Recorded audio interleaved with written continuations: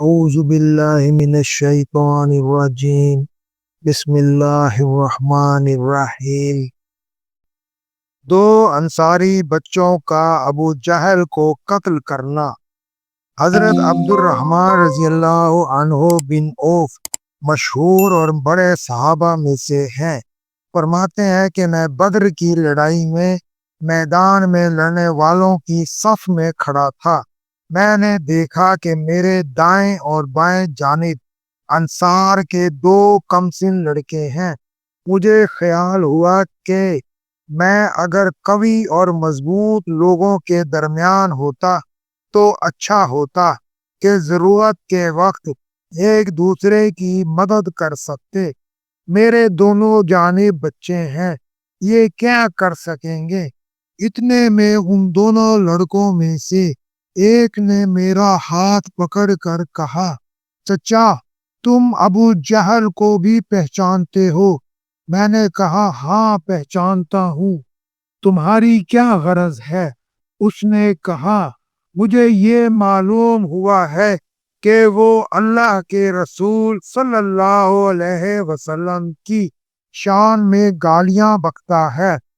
اس ذات پاک کی قسم جس کے قبضہ میں میری جان ہے، اگر میں اس کو دیکھ لوں تو اس وقت تک اس سے جدا نہ ہوں گا جب تک وہ مر جائے یا میں مر جاؤں۔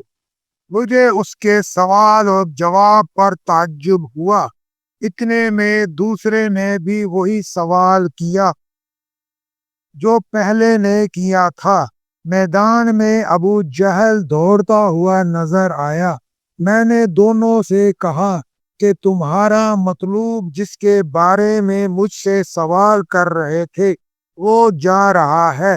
دونوں یہ سن کر تلواریں ہاتھ میں لیے ہوئے ایک دم بجلی کی طرح لپکے اور جا کر اس پر تلوار چلانا شروع کر دی، یہاں تک کہ اس کو گرا دیا۔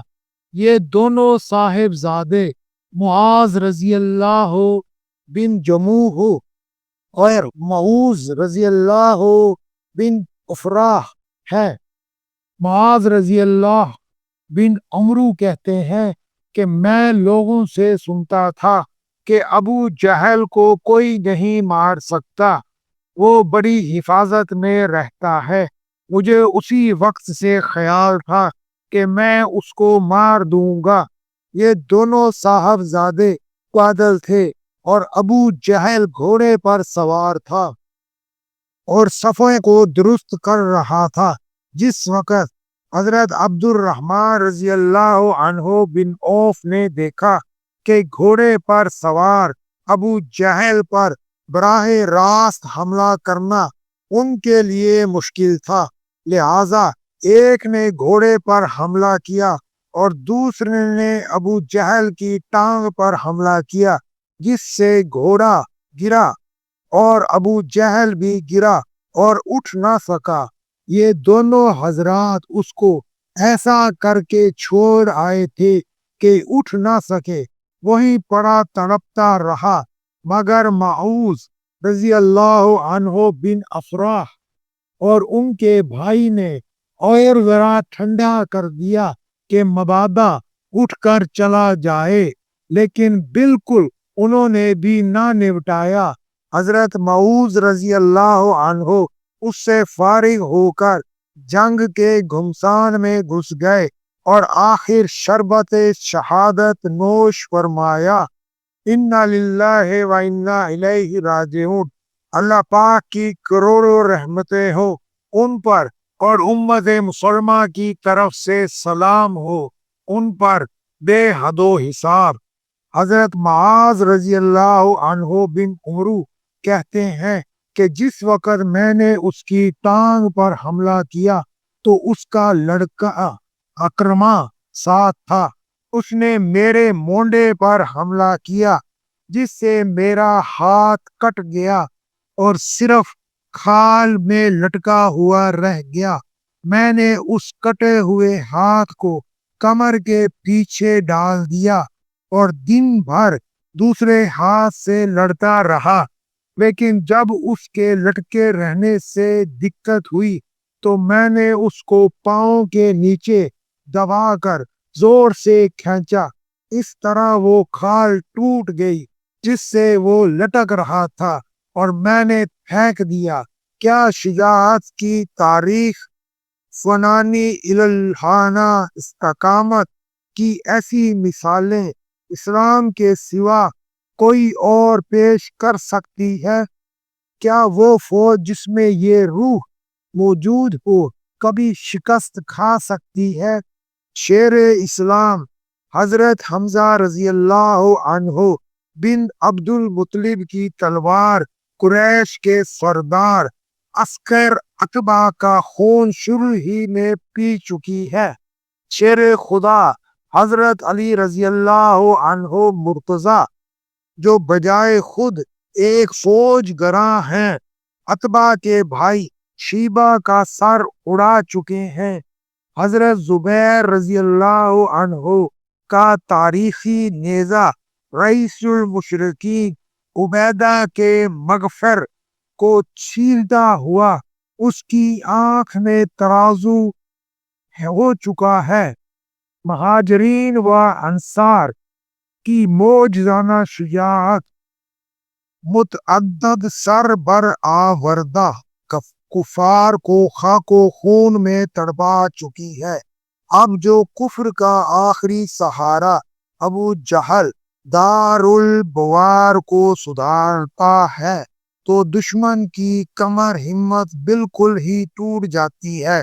حضور صلی اللہ علیہ وسلم نے حضرت عبداللہ رضی اللہ عنہ بن مسعود کو ابو جہل کا انجام معلوم کرنے کے لیے بھیجا تو یہ اس وقت دم توڑ رہا تھا جب حضرت عبداللہ رضی اللہ عنہ اس کی چھاتی پر سوار ہو گئے اور کہا، او اللہ کے دشمن، دیکھ اللہ نے تجھے کیسا ذلیل کیا، مگر یہ ظالم نشہ حکومت و سرداری اور نخوت و غرور کے ہاتھوں اتنا مجبور تھا کہ جب حضرت ابن مسعود رضی اللہ عنہ اس کا سر کاٹنے لگے تو کہنے لگا، ذرا نیچے سے کاٹنا تاکہ سردار کے سر کی شناخت رہے۔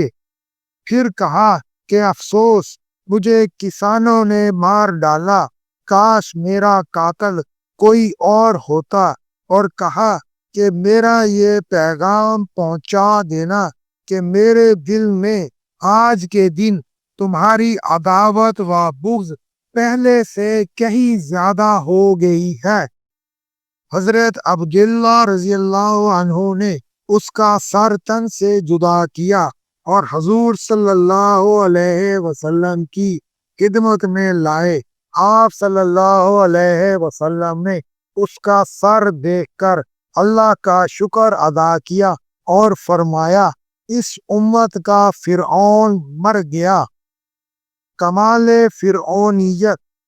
علماء نے لکھا ہے کہ اسلام کا یہ فرعون موسوی فرعون سے بدتر تھا۔ حضرت موسیٰ علیہ السلام کے فرعون کا دل پھر بھی کمزور تھا کہ جب ڈوبنے لگا تو بے اختیار کہہ دیا، میں اس بات پر ایمان لایا کہ اللہ کے سوا کوئی دوسرا معبود نہیں جس اللہ پر بنی اسرائیل ایمان لائے ہیں، اور میں بھی فرما برداروں میں شامل ہوتا ہوں۔ سورہ یونس۔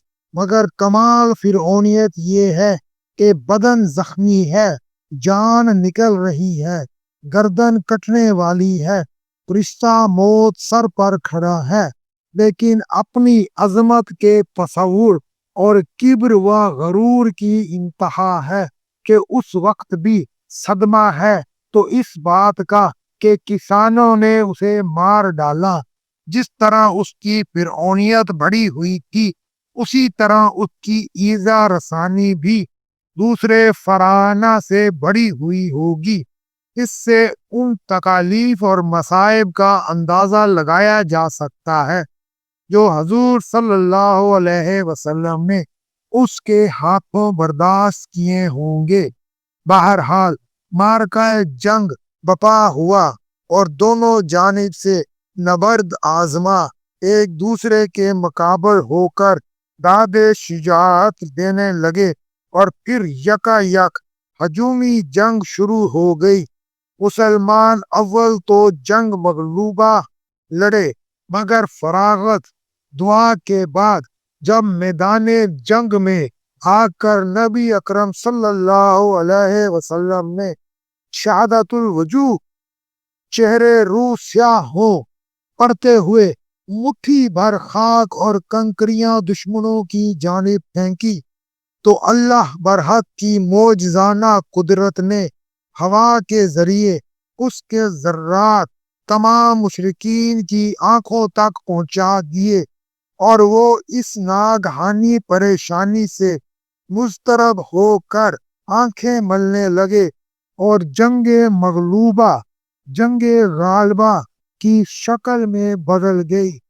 اے محمد صلی اللہ علیہ وسلم، اور تو نے جب کنکریاں پھینکی تو در حقیقت تو نے نہیں پھینکی بلکہ اللہ نے پھینکی، کیونکہ انسانی ہاتھ ایک مٹھی میں اتنے بڑے لشکر کے ہر آدمی پر رمی نہیں کر سکتا تھا۔ یہ جو کچھ ہوا نبی کے ہاتھ پر اللہ کا معجزہ ہوا، اور دیر نہیں لگی کہ مشرکین کے بڑے بڑے آدمی مارے گئے اور دشمنوں کے پیر اکھڑ گئے۔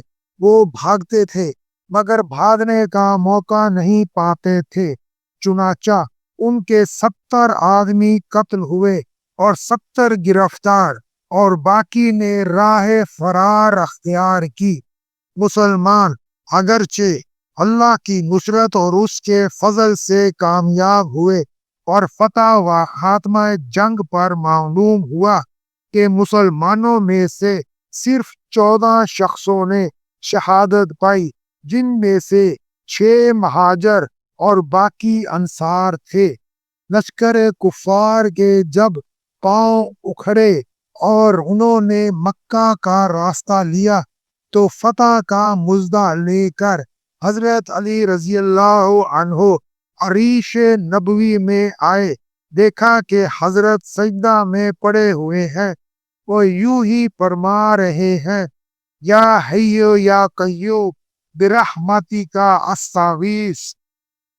اس کے بعد آپ صلی اللہ علیہ وسلم نے حضرت عبداللہ رضی اللہ عنہ بن رواحہ اور حضرت زید رضی اللہ عنہ بن حارث کو مدینہ روانہ فرمایا کہ ایک حوالی مدینہ میں اور دوسرے اس کے زیری حصہ میں پہنچ کر مسلمانوں کو بشارت دیں اور مژدہ فتح سنائیں۔ چنانچہ حضرت عبداللہ رضی اللہ عنہ حوالی کی طرف گئے، اور حضرت زید رضی اللہ عنہ نے اہل مدینہ کو خوشخبری سنائی، مگر عین اس وقت جبکہ حضرت عثمان رضی اللہ عنہ دختر رسول صلی اللہ علیہ وسلم کو دفن کر کے فارغ ہوئے اور ہاتھ سے مٹی جھاڑ رہے تھے، اہل مدینہ اسی خیال میں تھے کہ ابو سفیان کے قافلہ سے تعرض کرنے کو مسلمان روانہ ہوئے ہیں۔ ان کو کیا خبر تھی کہ یہ سفر اسلام کی شوکت و عظمت کا پہلے زینہ اور کفر و عناد کی ذلت کستگی کا صبر دروازہ ہے۔ یہ اتفاقی جنگ اور اس میں اس قدر کامیابی ایک ایسی بات تھی کہ یقین دشوار تھا۔ حضرت زید عیدگاہ میں کھڑے ہوئے اس کا اعلان کر رہے تھے، اور مسلمان جوک در جوک آتے اور حالہ کی طرح ان کو درمیان میں لیے پوچھ رہے تھے کہ کون کون مارا گیا اور کون کون قید ہوا۔ عام باشندگان مدینہ پر اس واقعہ سے ایک ہیبت چھا گئی، اور جو مسلمان نہیں بھی تھے ان کے دلوں میں بھی اسلام کا رعب بیٹھ گیا۔ چنانچہ عبداللہ بن ابی اور اس کی جماعت نے منافقانہ اسلام کا اظہار اسی قصہ پر کیا اور صرف مسلمانوں کی گرفت سے جان و مال بچانے کے لیے مسلمان ہوا۔